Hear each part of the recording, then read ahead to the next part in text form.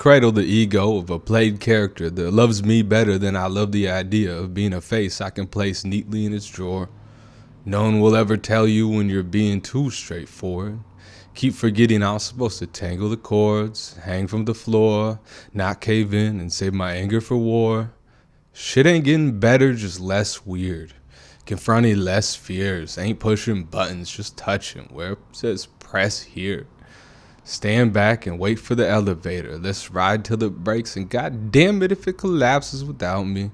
I ain't a peacekeeper, I'm a beekeeper that stop removing these stingers. The quiet always leaves. Still as I can, I hope to lid that feeling. Fingers stiff, hand at the will of my wrist, as I spill just a little of what a fill won't miss. Convenient timing, that's all rhyming is. Behind the scenes of a myth. Take on the magic, trade it for a fucking sandwich. Only talk to walls that's stained with handprints. Only make enough just to cover the damage. Pick my battles, too guilty to compete. Pissing off the company I keep, cause we ain't making money. Just a bunch of better versions of me trying to see from the trees. The heart roars like a lion at what they have done to us. Charles Bukowski. I sit on a sunlit Sunday, wondering at the proverbial misled masses, subsumed by Facebook news feeds, sycophantically suffocating, and wonder if all the high society ramblings in lecture halls across the U.S., and seemingly ceaseless marching, gathering, protesting, assembling, and devotion to discourse, thoughtful introspection, support groups, counseling, Gandhi, Dante, MLK, Emerson, Walt, Wollstonecraft, Oliver, Hendricks, or any of them, can save us from the death toll, the doldrums, the ominous note, not of death, but of not having lived, the tritest of notions, the muffled roar, the candle snuffed. And I wonder if it is what they have done to us. Ghost ride the whip like I'm Danica Patrick Swayze. I've been slacking, lacking, acting crazy. I'm a self-saboteur, not the best entrepreneur, yet constantly maneuvering. Manure. I think it's just manure. Shit substituted for new words. Cause I've been too lazy to read off paper. Trying to wake up in the sewer with my face covered with a newspaper that ain't got my mug on it. With the Tulip House, fresh brewed in a bootleg cafe nightlet cup. Wash my arms with Make Lab collab. Then I take a dab. Rain, sleet, snow. I don't know how to hail a cab. Kids these days got an app for everything, and my memory's already hella full. I probably need a nap more than anything. I be reaching for laughs cause comic relief is everything. Breaking my back with no dry pack. I'm addicted to my pride, but the guilt always fights back. Tell me how I act and I might distract. My ego and conscience made a pact. Same house, 8 years took 4 to unpack. Getting older as much as I abstract. Retreat to the only imaginary place is still intact. Tackle the tactical attacks, yet still struggle with the practical. Ain't nothing casual about a casualty. I'm easily the hardest on the easel, but gotta be a little evil, just so God'll trust you. I could give a damn what you bust through. Visiting Laura Plantation. 1830. 30 pre-adolescent girls purchased by Elizabeth Duparc, chief executor of then Duparc Plantation, and impregnated involuntarily.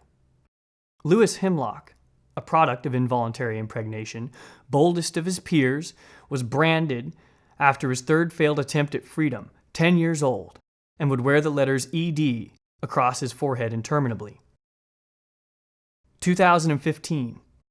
It is hot facing stagnant rows of sugarcane, feeling stagnant and unharvested as they are. The tour guide giving rote history, but genuinely interested in our reactions.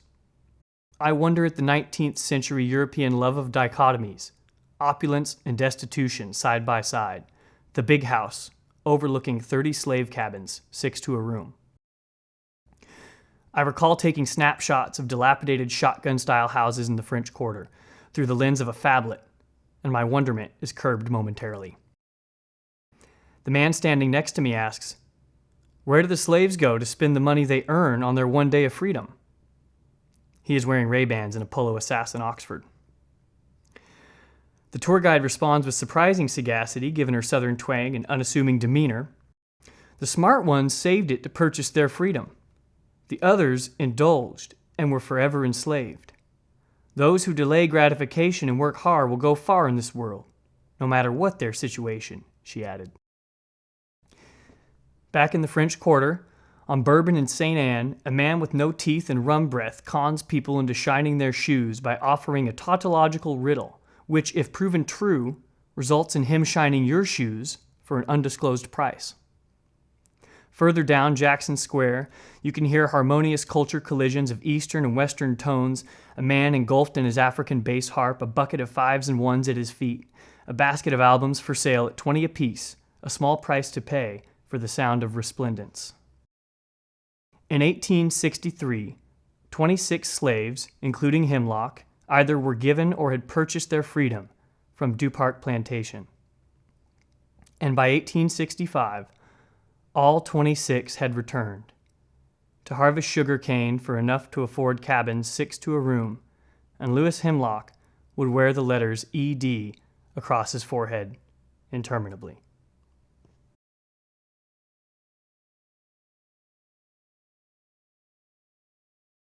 At the DMV, trying to prevent a license suspension, venting to my sketchbook, fighting through hypertension.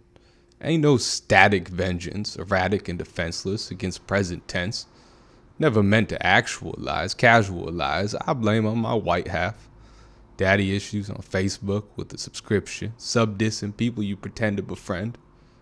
But you conditioned to keep a distance when you need attention. Every villain needs his henchmen. Starters starting to look like the benchmen. Even good students need detention for introspective reflection, at least several seconds.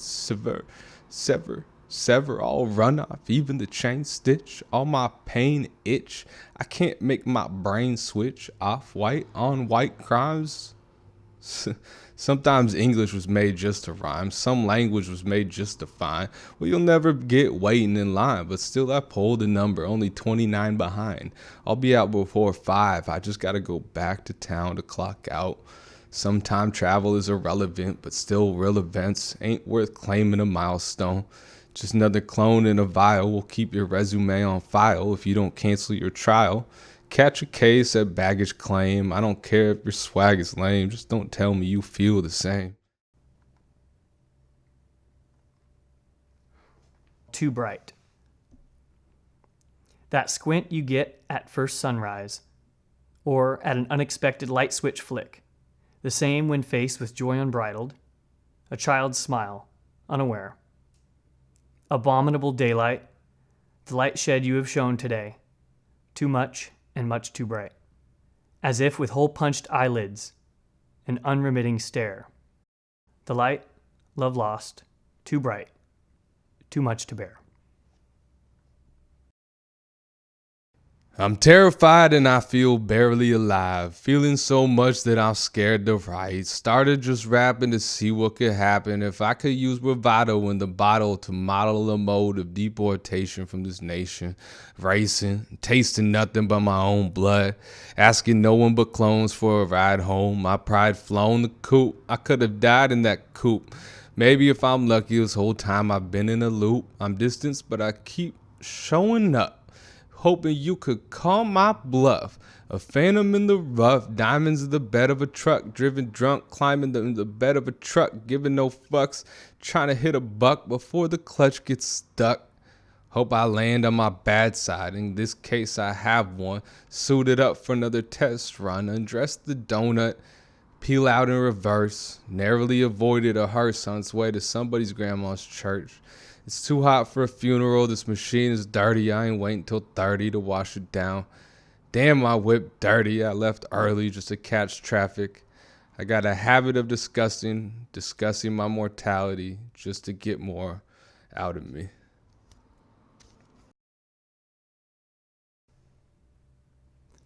July 16, 1945. The world was quiet as white sands held hands with the pines, bracing for impact. We watched through a thick glass screen. We heard the muffled thunder and felt the ground give way. July 16, 1945, Trinity, New Mexico, the day the sun rose twice. It was a test, a show of arms, to see if we could wrestle with ourselves and win, to see if we could tell the trees and wind and sand that they live and die but by the grace of our gentle trigger finger. What we didn't know, that this would be the first of several suicide attempts, that we would be Mother Nature's abortion, not the other way around, that the birds and the trees would forgive us before we could forgive ourselves. We knew that we had won the race, that we were on the doorstep of world peace, and though we couldn't twist the handle, we had just blown the lock off.